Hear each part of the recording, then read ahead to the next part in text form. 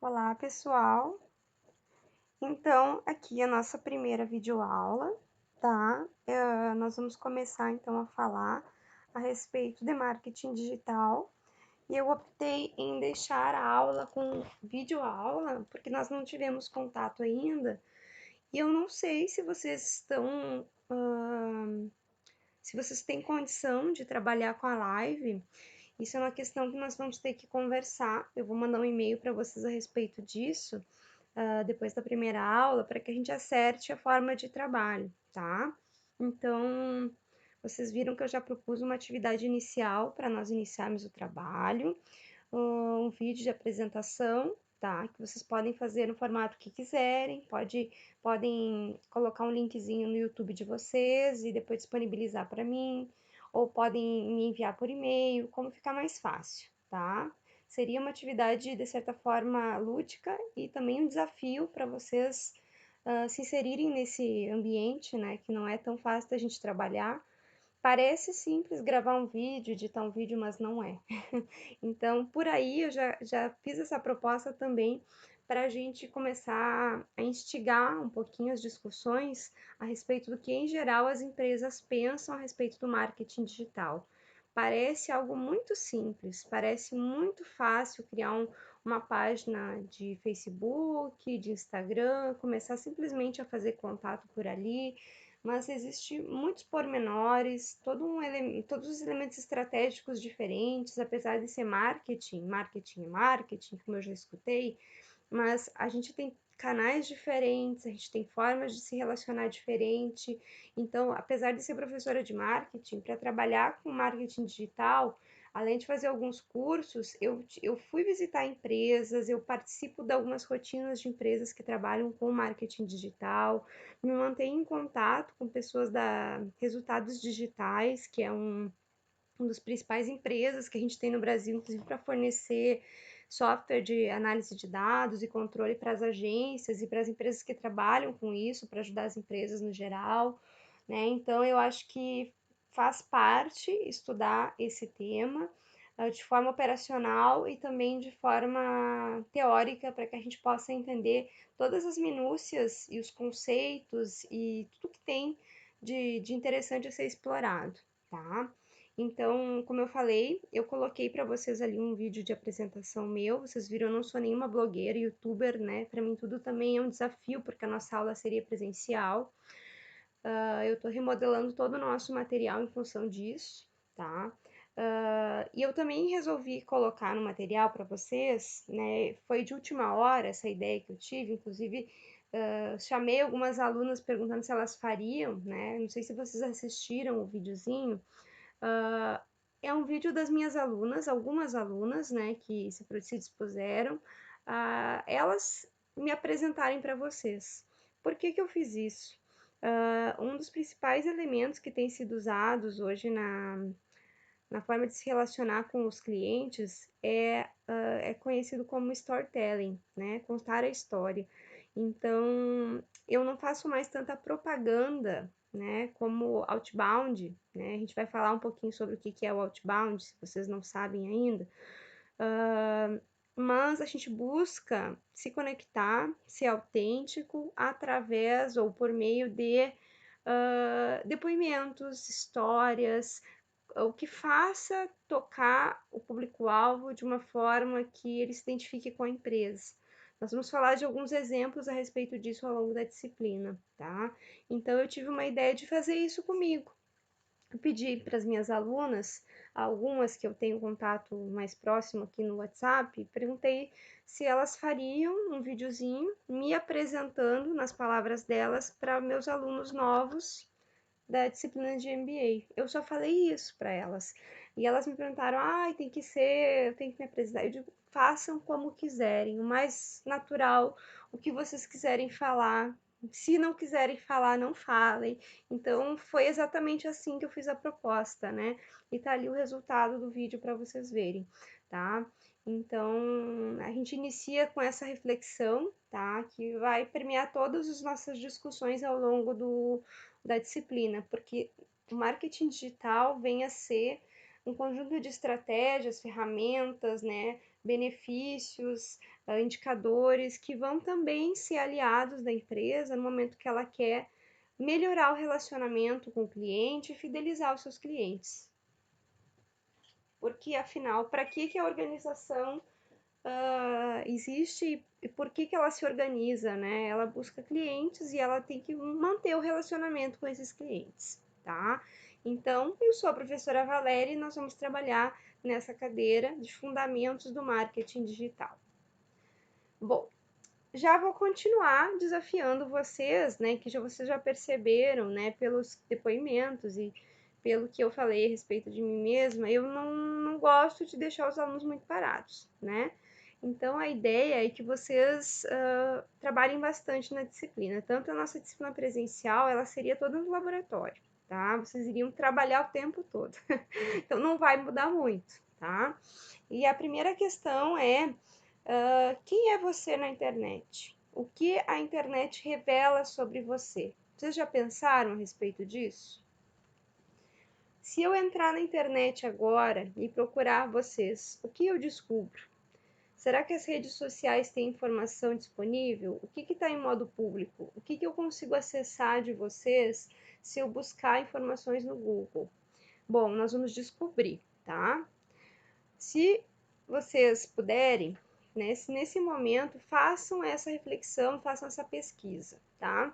Coloquem o nome de vocês completo no YouTube, podem usar a letra maiúscula, minúscula, isso não vai fazer diferença, mas coloquem o nome usando aspas, tá? No início e no final. Por quê? Quando a gente usa aspas para fazer pesquisa, isso eu normalmente ensino aos alunos de pesquisa aplicada e metodologia, quando a gente utiliza as aspas, a gente está colocando essas palavras que estão dentro das aspas, elas têm que ser procuradas junto. Então, se eu colocar sem as aspas, talvez a busca do Google entenda que ela pode buscar Valéria, que ela pode buscar Veiga, que ela pode buscar Dias. Eu vou aparecer nessa busca? Vou, mas talvez outras Valérias Veiga, Valérias Dias, ou com nomes semelhantes, apareçam também. Então, para que a gente tenha um resultado mais acertado, a ideia de fazer a pesquisa seria interessante utilizando as aspas. Mais para frente, quando a gente falar nas ferramentas, a gente vai falar um pouquinho dos elementos que fazem parte das buscas.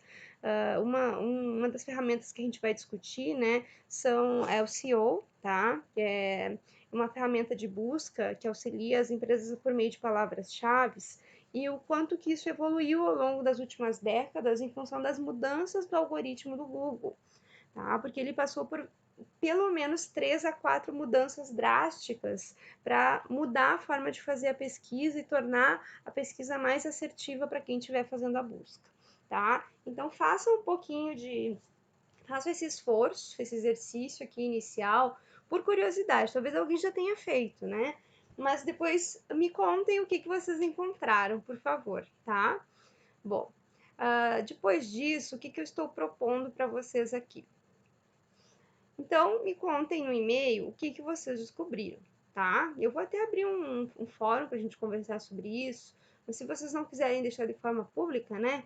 Então, em geral, o que as pessoas encontram quando a gente faz um exercício desses? É uma foto antiga, uma rede social que fazia parte, uma avaliação que fez num restaurante há muitos anos atrás, algum site que traz informações sobre lugares que vocês estudaram, publicações a respeito de vocês que vocês nem conheciam, o seu nome relacionado a alguma coisa na justiça federal ou regional, enfim, algum órgão oficial. Normalmente isso acontece. E quando a gente faz algum concurso, fica tudo registrado. Então, muito cuidado com o que vocês colocam na internet, porque essas informações, elas não saem mais dali. Se alguém postar, ou se vocês postarem, essa informação em algum lugar ela vai ficar. Então, vocês podem encontrar coisas que vocês nem sabiam, nem faziam ideia que estavam ali, tá? E é interessante o exercício exatamente por isso, faz a gente refletir um pouco sobre o quão perigoso também pode ser o uso da internet sem precaução em relação a que tipo de informação a gente está expondo. Aí, por isso, eu coloquei essa frasezinha aqui. A internet é um universo de dados e informações. Para encontrar as respostas certas, é preciso navegar usando as ferramentas adequadas, além de muito conhecimento. Então, a internet ela é extremamente útil, ela é um meio, ela é um fim, depende da forma que a gente utiliza, né? Mas ela pode ser extremamente útil e pode ser extremamente inútil, né? A gente não vai entrar em tantas discussões nesse contexto, mas vocês devem estar acompanhando, cada vez mais tem se falado em doenças ligadas ao uso da internet. Então, quando eu falo em um uso, pode ser extremamente útil, é quando a gente sabe controlar o tempo, equilibrar atividades presenciais e atividades online, é quando a gente consegue usar as ferramentas para trabalhar de forma produtiva, quando uma empresa sabe utilizar o marketing digital ao seu favor, né? Tudo isso. Então, esses conhecimentos podem ser aliados da empresa, mas também podem ser um grande calcanhar de Aquiles para uma empresa que tenha funcionários que não sabem dosar o uso da internet, inclusive pessoas que não conseguem controlar o uso do celular na presença dos clientes ou no momento de uma reunião, não conseguem inclusive respeitar as normas formais, as questões formais de trabalho em função do uso exagerado da internet. Então, dito isso, né, nós podemos concluir que é possível conhecer alguém simplesmente acessando suas informações disponíveis. Redes sociais, preferências, amigos, formas de interação, tudo isso a gente pode descobrir sobre alguém simplesmente acessando a internet e o que está disponível nas redes sociais ou em outros sites de busca. E quando a gente fala das organizações, como é que se dá a relação das organizações com a internet? Vocês já devem ter visto essa frase em algum lugar. Se não viram, eu costumo falar isso, tá? E eu acho essa frase interessante. E ela faz muito sentido no nosso contexto atual, né? O que não está no Google não existe, né? A gente fala isso porque vocês sabem que o Google tem tanto poder, né? É uma organização tão poderosa que existe um verbo hoje que tem a ver com o Google. A gente usa o verbo googlar, né? E ele existe, tá? Então, é possível que uma empresa hoje exista e não tenha, a gente não encontra essa empresa na internet? Pense um pouquinho. Sim, é possível, tá? É possível sim, porque muitas empresas ainda não sabem usar a internet a seu favor. Elas não vão aparecer nas buscas, elas não têm registro nos elementos mínimos básicos para serem encontradas, colocando basicamente o seu mapa, telefone, endereço, para que as pessoas encontrem informações sobre ela na sua cidade. Então, muitas organizações, hoje, aos olhos do cliente, do mercado, elas passam a ser quase invisíveis, porque a concorrência é muito grande dentro e fora da internet. E é quase unânime hoje, quando as pessoas vão fazer qualquer coisa, antes de ir até um local fazer uma compra, ou buscar comparar preços, isso vai sempre ou quase sempre acontecer na internet, tá? A gente sabe que quando a gente estuda o comportamento do consumidor, a gente normalmente trabalha com o que a gente chama de grupo de referência, né? Os grupos de referência são os grupos que interferem na escolha, na tomada de decisão, né? E eles são grupos de família, né? Amigos, que são os primeiros grupos de influência que a gente tem, que são, em geral, os que mais afetam a escolha.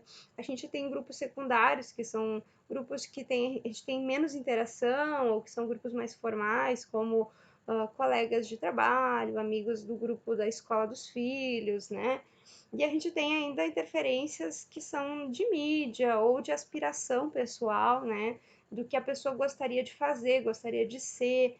Então, as pessoas acabam se influenciando em função de como elas gostariam de ser. Por exemplo, eu quero ser parecida com a Gisele Bündchen, então eu vou comprar Pantene, porque ela usa, né?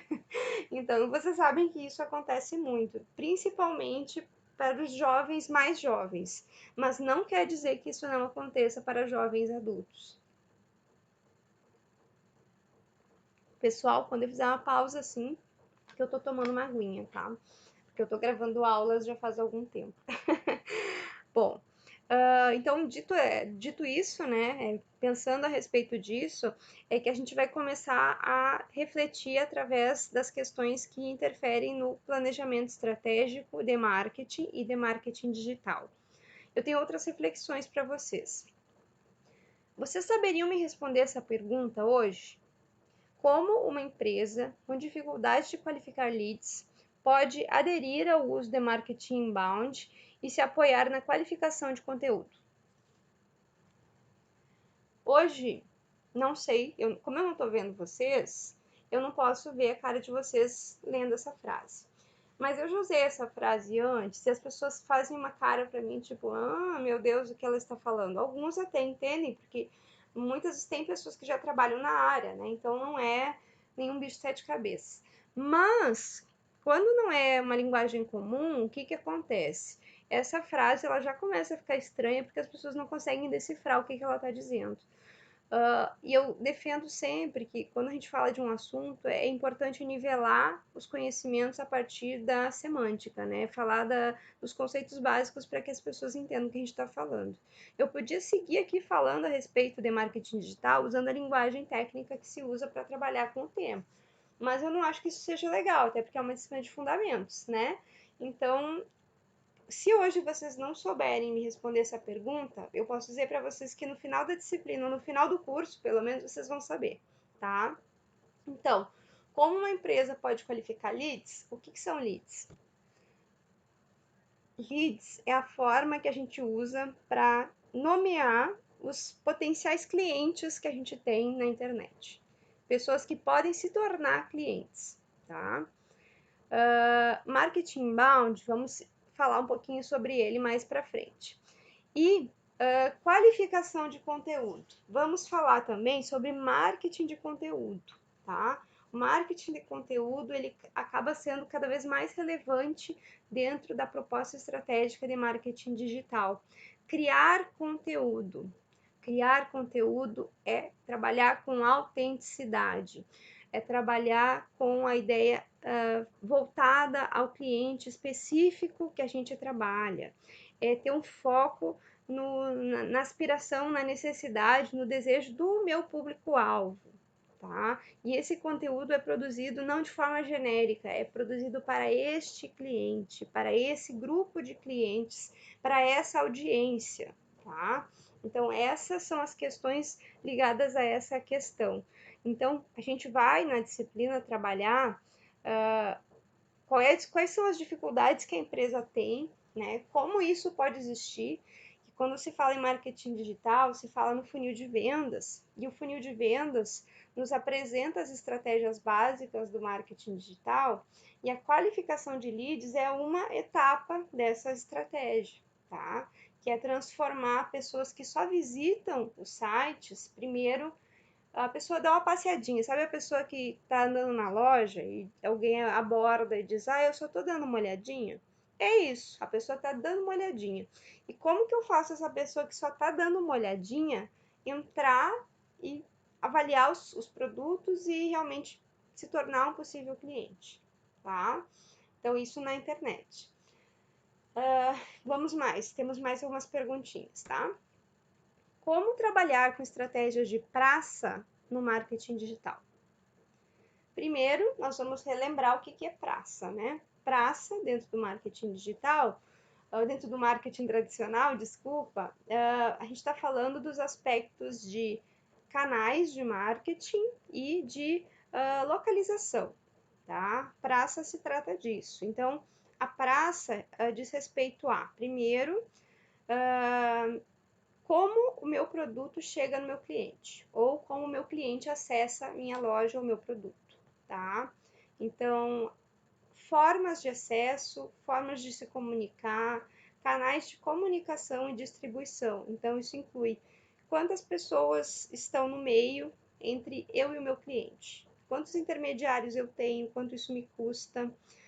Por exemplo, eu tenho uma loja física, quanto custa para vender na loja virtual? Quanto aumenta ou diminui o meu custo? Ah, é muito mais barato vender na internet, né? É muito mais barato vender na internet. Será? Vocês já ouviram aquela frase, não existe almoço grátis? Pois é, na internet é tudo grátis, né? O Google dá tudo gratuitamente pra gente. O Google é filantropo? Não, né? É uma empresa de filantropia? Que eu saiba, não. Então a gente tem que pensar nisso, tá? Então, estar na internet inicialmente pode ser grátis, né? A gente cria uma página ali, tá tudo gratuito. Mas sem o planejamento adequado, sem os canais certos, sem os parceiros certos, isso pode ser muito custoso, tá? Então, as decisões estratégicas de praça são muito importantes. No momento que eu me coloco no Facebook e eu não respeito esse canal como um canal de comunicação, para começar, eu não respondo para todos os clientes as perguntas, ou todas as pessoas que têm dúvidas, eu já estou criando uma imagem negativa na internet, que pode se refletir no Reclame Aqui, ou em algum outro site de comentários a respeito das lojas. No momento que eu me coloco na internet, mais pessoas vão me ver, pessoas de outros lugares. E se uma pessoa de São Paulo quiser comprar o meu produto, o custo desse produto vale a pena para mim? Eu vou arcar com o custo da distribuição? Quem vai distribuir, uma distribuidora ou correio? O tempo de espera para o meu cliente, ele é viável? O custo do meu produto aqui na cidade é R$ 20 para o cliente. E se eu for para mandar para São Paulo, com frete fica 50, será que o cliente continua comprando?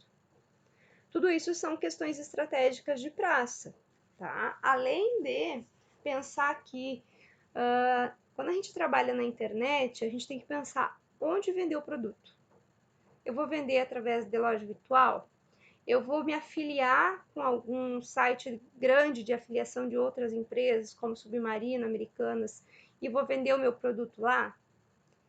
Então, como eu vou fazer? Não, eu vou vender localmente, tá?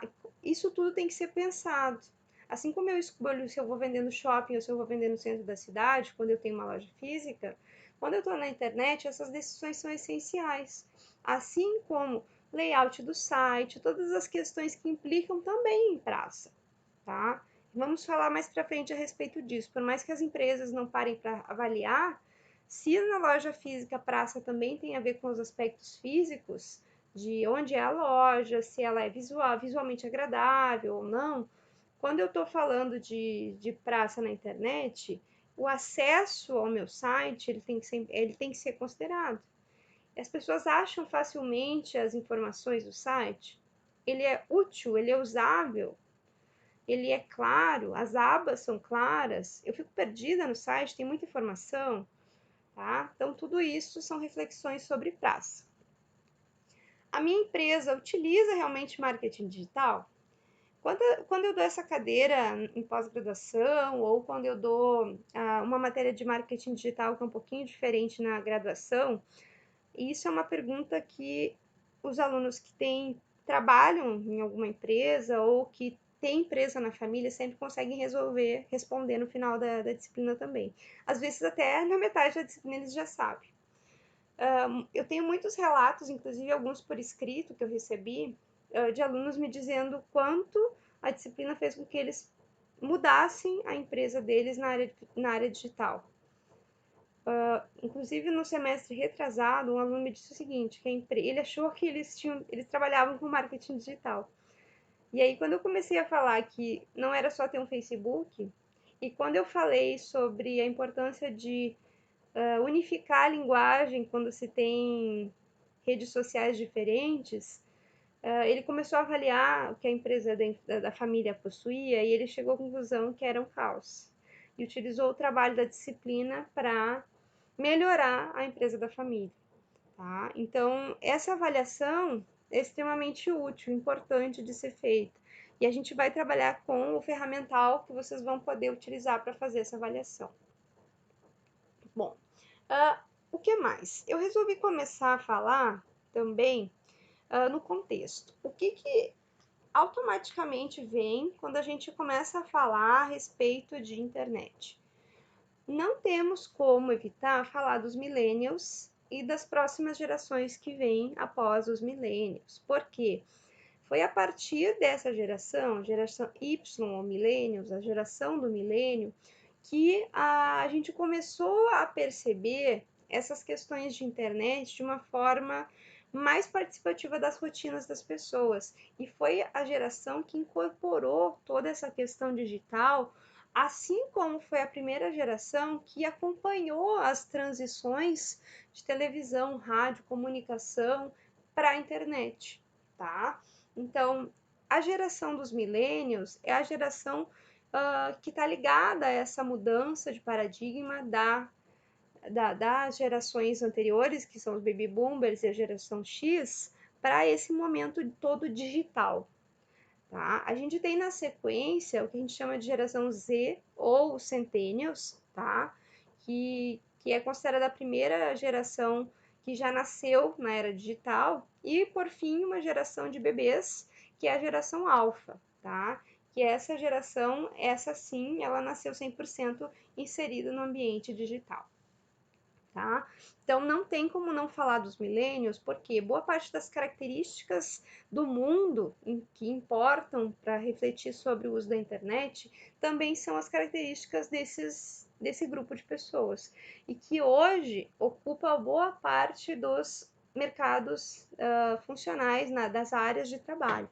Tá? Dos empregos formais são ocupados por esse grupo de pessoas. Tá? Há autores que dizem que começou em 80 e vai até 94, alguns falam em 80 até 98, 99, e 99 a 2019, né, ou né, uma variação disso seria a geração Z, tá? Então, na literatura a gente tem algumas diferenças, mas isso não vai afetar tanto a percepção, tá? Então, essa geração, ela é considerada uma geração questionadora, cheia de inquietações, que busca propósito. É a primeira geração, na verdade, que passou a trabalhar buscando mais do que somente o salário, mas um contexto de felicidade diferente, uma geração que é muito ligada ao trabalho, principalmente com o uso da internet, né? Então, tudo isso permeia, né, esse surgimento da internet de forma mais presente na vida de todos nós. Então, vamos sempre trabalhar com essas características por trás das discussões que a gente fizer, tá? Eu trouxe, além disso, algumas notícias, tá? Que eu acho que tem a ver exatamente com esse contexto e refletem um pouco das características dos jovens das gerações Y e Z, tá? Que acabam fazendo parte da sociedade atual e que interferem não só na sociedade, enfim, mas no mercado de trabalho, tá? Porque essas são as pessoas que vão ocupar os postos e vão dividir os espaços com pessoas que estão em outros momentos da vida, em outras gerações, e vão ser muitas chefes de empresas, donos de startups, né? Porque hoje a gente já sabe que esse pensamento verticalizado de achar que o dono da empresa, o diretor, é uma pessoa que tem 50 anos, não existe mais. Cada vez mais surgem startups exatamente motivadas por essa inquietação do jovem de criar algo mais autêntico, mais ligado aos seus princípios, que tem a ver com as suas questões pessoais de propósito de vida, né? Enfim, tá? Então, vejam essa notícia da BBC. Que essa é a geração de smartphone que bebe menos, faz menos sexo e não está preparada para a vida adulta. Todas essas reportagens que eu coloco aqui, se vocês buscarem pelo título, vocês vão encontrar no Google, tá? Então, a reportagem essa reportagem se baseia num estudo que foi feito no Reino Unido com boa parte de estudantes de 2 universidades, tá? E é um grande grupo de pessoas que foi pesquisado e eles tiveram essa conclusão que se reflete em outras pesquisas que estão sendo feitas no mundo todo. São características sociais, culturais e que muito tem a ver com o fato de que essas gerações de hoje elas não saem mais tanto de casa, as relações se dão através do celular, a pessoa tem o seu lazer no celular, então tudo acontece com a relação utilizada com os meios digitais. Ela não precisa mais estar em presença física humana para ter qualquer tipo de relacionamento. Outra, por que as baladas estão morrendo? Por que os reis da noite? A culpa, para os reis da noite, a culpa também é dos millennials. Vejam, eu gosto de utilizar essa reportagem na disciplina de marketing, quando eu trabalho com os alunos, trabalhei um semestre retrasado com ela, porque ela chama atenção para alguns aspectos que são importantes. Vejam, quando a gente trabalha com planejamento de marketing, não existe mais um planejamento de 5, 10, 20 anos, né? O planejamento de longo prazo, hoje ele tem 2 anos, quando ele tem muito, né? Por quê? Porque as mudanças são muito rápidas. E o que que acontece? Para as baladas, as boates estarem fechando, morrendo no mundo todo, como a reportagem traz, isso é uma consequência do quê? Do contexto, tá? O que é marketing? Eu sempre costumo dizer para os alunos, dividam a palavra marketing. O que significa marketing? Market é mercado, ING indica em inglês movimentação, né? Movimento, ING. Então, o que é marketing? O estudo do movimento, o estudo do contexto, o estudo das mudanças, é isso que é o marketing. Então, por que essas boates, essas baladas fecharam, estão morrendo? Porque os gestores, os donos desses locais não acompanharam o movimento do mercado. E quem é que frequenta esses locais? Eu costumo sempre dar esses exemplos. Quando eu estava na faculdade, a gente saía da aula com uma mochila debaixo do braço e ia pro bar da esquina, pro Pingo, que tinha uma outra cara. Não era uma baladinha, ele era um bar. Então a gente ia para lá e às vezes não tinha nada de dinheiro, passava boa parte da noite de pé, né? E isso não importava. O importante era o quê? A relação social. A gente está ali em grupo conversando, tá toda a turma ali, o grupo de amigos, enfim, isso era o que importava. Vejam se hoje os jovens, adolescentes, né, o pessoal que frequenta a balada, se eles vão se sujeitar a esse comportamento. Tá? Conversando com os alunos, eu percebo principalmente essas faixas etárias mais jovens, né, que é exatamente o que está escrito ali na reportagem, que eles preferem ficar em casa assistindo Netflix. Pode parecer muito estranho, mas é um comportamento, eu disse para eles, que me parece muito com o meu comportamento na faixa dos 30. Por quê? Porque eu busco hoje conforto, eu não ficaria de pé hoje na balada, né? Meu marido nem eu ficaríamos de pé na balada. A gente gostaria de um lugar para sentar, a gente gostaria de um lugar que tivesse algum petisco para comer junto com a bebida, né? E é mais ou menos esse o comportamento que eu vejo deles. A gente não pode generalizar, mas o comportamento mudou. Né? Enquanto a gente ficava ali com R$ 5 tomando qualquer coisa pela relação social, eles não precisam mais buscar essa relação social no bar, na boate, né? O que está acontecendo? A boate, o bar, ele serve para lazer. E não é um lazer tão constante. Elas são baladas diurnas, matinais, são raves, são festas diferentes, né? Algumas boates fora do Brasil se adaptaram a ponto de buscar criar um ambiente fitness, né, onde oferecem petiscos saudáveis, drinks saudáveis, outras que estão oferecendo bebidas sem álcool, né, ou até existem baladas que não vendem álcool, que pode parecer muito estranho, como eu já ouvi algumas pessoas dizerem, é igual padaria que não vende pão. Mas o que essas pessoas buscam? Outras questões. Qual é a necessidade? Essa é a pergunta. Né? A necessidade não está sendo explorada, investigada de forma suficiente. Então, esse público-alvo, ele busca outra coisa. E esses donos desses negócios não acompanharam essa mudança porque a geração que frequentava, ela cresceu, ela virou adulto e ela passou a não frequentar mais ou frequentar outros locais, né? Então, o que aconteceu? As novas gerações têm outros interesses, outras influências, outras questões que estão cercando, né? Os estímulos são outros. Existe também já uma preocupação com cinemas, né? Porque essas gerações atuais, elas não costumam frequentar o cinema, tá? Baseado nessa mesma questão. A reflexão deles é a seguinte: se eu tenho conforto, se eu tenho Netflix em casa, se eu posso assistir em casa, porque eu vou me deslocar, ficar numa fila ou, né, enfim, não percebem o benefício, tá? Que tá ligado principalmente à experiência, né? Que é o que a gente tem discutido como um grande benefício. O cinema não tá, talvez, se vendendo dessa forma para esse público novo. O que mais? Sobre millennials. Millennials já são, então, a maioria da população do país e 50% da força de trabalho. Isso é uma reportagem do final do ano passado. Os dados estão na pesquisa realizada pelo Itaú BBA sobre o perfil de consumo da geração Y. Até 2030, assalariados devem chegar a 70%.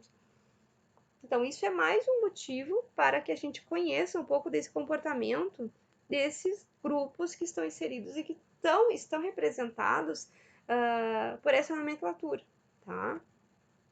E por fim, acho que eu coloquei essa reportagem aqui, a cara oculta dos millennials, inseguros e viciados em trabalho.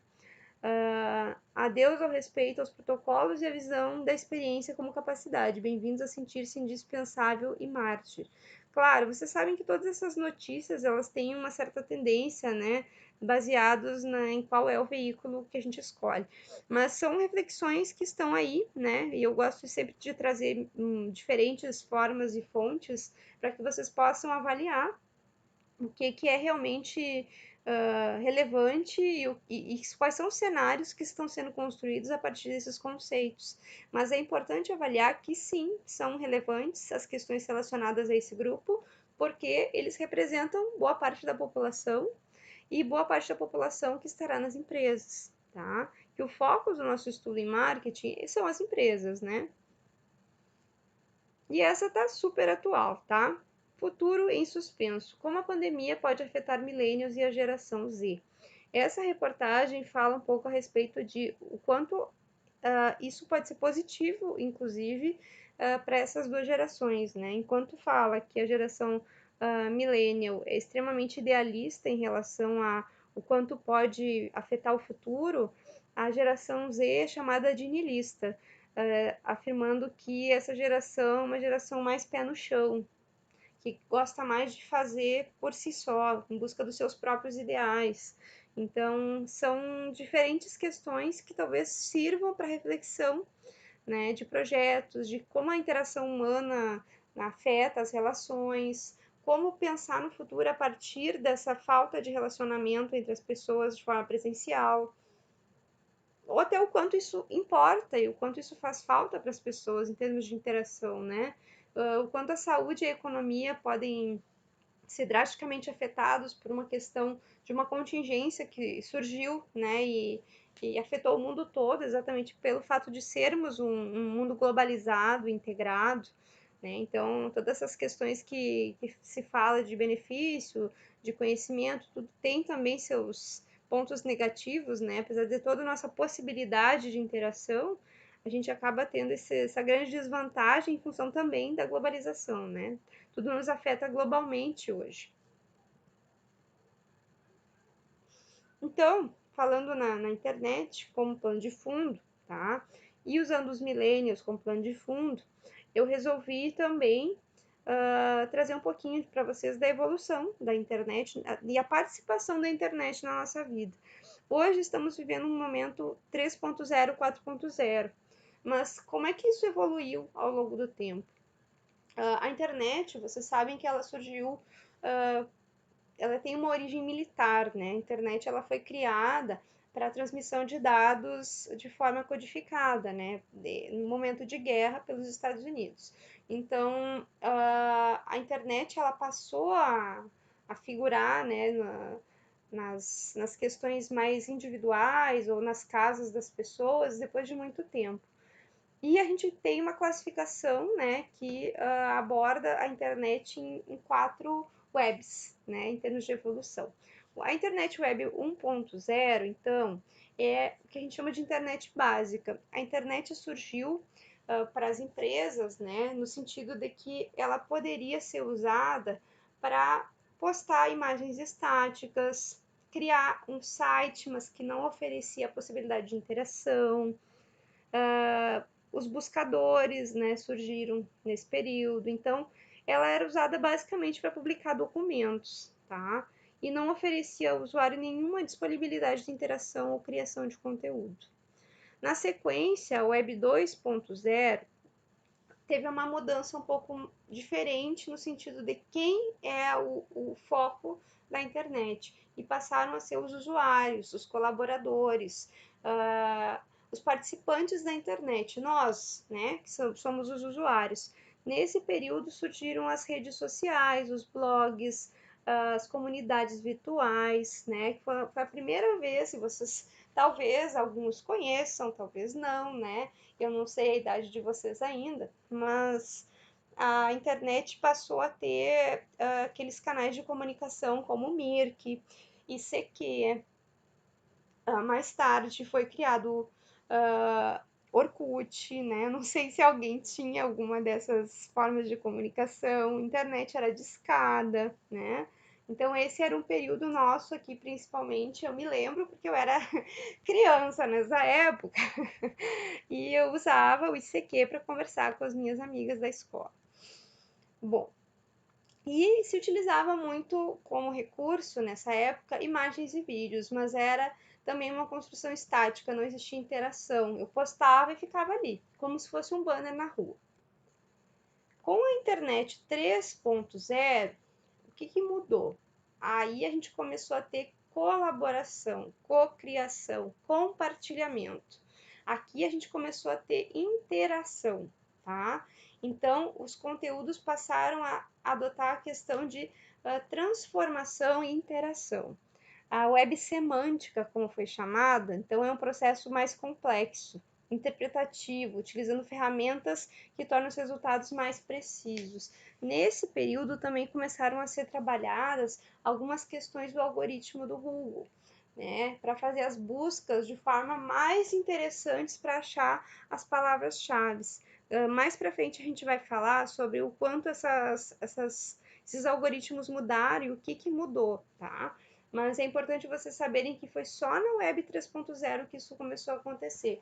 Antes disso não se percebia a necessidade, até porque os buscadores em geral não eram, o foco não era o Google ainda, até a 3.0.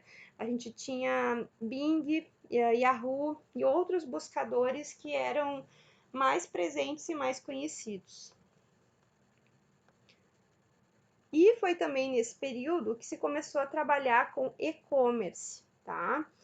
O e-commerce começou a ter mais força durante o período da Web 3.0. Então, foram as primeiras transações que começaram a ser feitas no período da internet 3.0. E, por fim, a Web 4.0, tá? A Web 4.0 reflete um cenário onde a gente está percebendo as interações de inteligência artificial, automação, onde a gente está falando constantemente em revolução 4.0, né?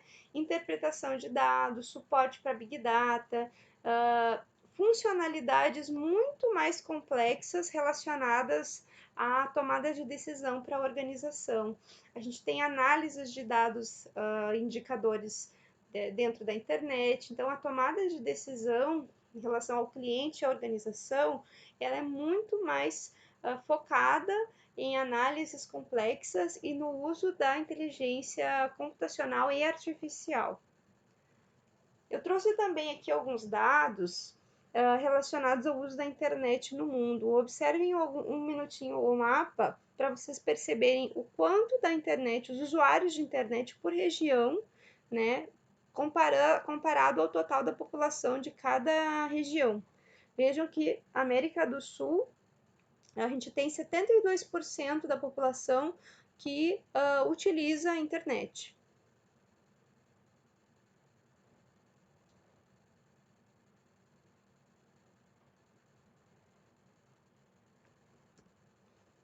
Bom, no Brasil, o que a gente pode falar a respeito do Brasil? A internet chegou no Brasil só em 1988 e foi no meio acadêmico. Entre Rio e São Paulo se destaca o nome do professor Oscar Sala, como um professor da USP que se desenvolveu, né, bastante nessa área de transmissão de dados e teve a ideia, pela primeira vez, de trabalhar com instituições de outros países no compartilhamento. E isso acontecia de forma muito pontual, né? A universidade pagava por essa transmissão, né? E era um compartilhamento único para cada uso, tá? Em 95 só, apesar de 88 ter iniciado esse contato com a internet, só em 95 o Ministério de Telecomunicações autorizou o uso comercial da internet no país. Vejam como isso é recente, né? Então, dentro da nossa cultura, certo? Porque pode parecer que a gente sempre existiu a internet, mas isso não é verdade, né? E antes desse período, as mudanças elas eram muito mais lentas. Então, isso é uma questão também a ser refletida em relação às gerações que eu mencionei antes, porque as gerações anteriores, elas lidavam com a mudança que ocorria de forma lenta, gradual, a gente conseguia observar os cenários, e as coisas levavam anos para acontecer. Hoje, a gente tem mudanças que ocorrem de uma semana para outra e afetam de forma muito drástica as empresas. Então, falar em ser recente, é recente sim, comparado aos outros fenômenos. Tá? Então, 95 só que foi autorizado o uso comercial no Brasil, e no ano seguinte começaram a ser vendidos, ser usados os provedores de internet e assinaturas para as pessoas físicas, como usuários de bens de consumo, né? Então, os primeiros sites que foram criados no Brasil eram sites de notícia e os sites de compra pela internet e pesquisa virtual, tá? Então, essas foram as primeiras questões que a gente tem em relação ao Brasil. Ainda com dados da pesquisa anterior, eu não mencionei antes, mas essa pesquisa ela é realizada quase todos os anos, tá? E apresenta dados do mundo todo. É uma pesquisa feita pela HotSuite, com parceria com umas outras empresas de consultoria, e ela acaba trazendo dados importantes a respeito do mundo todo, tá? Então, a pesquisa é bastante extensa. Ela trouxe aqui, no caso, o uso em milhões para o total da população brasileira, né? O quanto, e a gente se conecta através de mobile, né? 205 milhões, né? 97% da população se conecta através de mobile, né? Que são os smartphones ou tablets ou outras formas de interação móvel. Os usuários de internet, quantos a gente tem em termos de penetração na população. E mídias sociais, que nós vamos entrar como um capítulo à parte, tá? Aqui nós temos as porcentagens em relação ao uso de 16 a 64 anos, né? Qual é a sua preferência de uso, né? Então, vemos que a maior parte prefere utilizar o mobile, né? O smartphone, então, o acesso móvel, né? O smartphone entra com 94%. Temos na sequência o que é relevante aqui destacar, os desktops, né, que antes eram a nossa principal fonte de acesso, hoje são 73%, tá? E aí tem abaixo ali ainda questões que são interessantes de avaliar, né? O uso como game, né, 36%, que é uma área que no Brasil tem ganho campo muito grande na internet, então cada vez mais o desenvolvimento precisa ser realizado, porque está havendo uma diversificação da necessidade do uso da internet. O uso das redes sociais, essa pesquisa no Brasil ela oscila, né? Sempre YouTube, Facebook aparecem nas duas primeiras posições. O Facebook vinha quase sempre na liderança, então do 2017 para cá, né, eles passaram a dividir, e ano passado foi o Facebook, não, ano passado já foi o YouTube e esse ano de novo o YouTube. Tá? Vejam que vem YouTube, Facebook, WhatsApp, que muitas literaturas não consideram rede social, consideram como aplicativo, mas a pesquisa considera rede social, tá? Ou plataforma de mídia, né? Então eles colocam todas que podem ser, né, incluídas numa mesma categoria. Então algumas literaturas não incluiriam, por exemplo, Skype, WhatsApp aqui, mas a pesquisa considerou, né? Então, YouTube, Facebook, WhatsApp e Instagram, tá? Bom, como nós ficamos depois da internet para questões de marketing, tá? Então, considerando o que a gente já viu aqui a respeito da internet, da origem da internet, o que a internet traz de benefício, né? Ela faz uma ligação direta com os clientes, distribuidores, fornecedores. É possível trabalhar de forma mais positiva a cadeia de valor, que é o quanto a gente pode acompanhar a evolução, a mudança no nosso produto, desde da fabricação até a entrega para o cliente. Além do monitoramento, a gente tem como criar uma parceria e ter uma relação direta com as informações de todos que estão envolvidos, os intermediários, os parceiros. É possível desenvolver e entregar novos produtos e serviços muito rapidamente para o cliente, além de exercer o domínio do canal, né? Então, quem tem um domínio de conteúdo, quem tem um domínio de conhecimento, em geral, vai dominar os outros parceiros da cadeia. Outra questão relevante e interessante de avaliar da internet, né, que na gestão empresarial a gente pode perceber 5 grandes vantagens do uso da internet.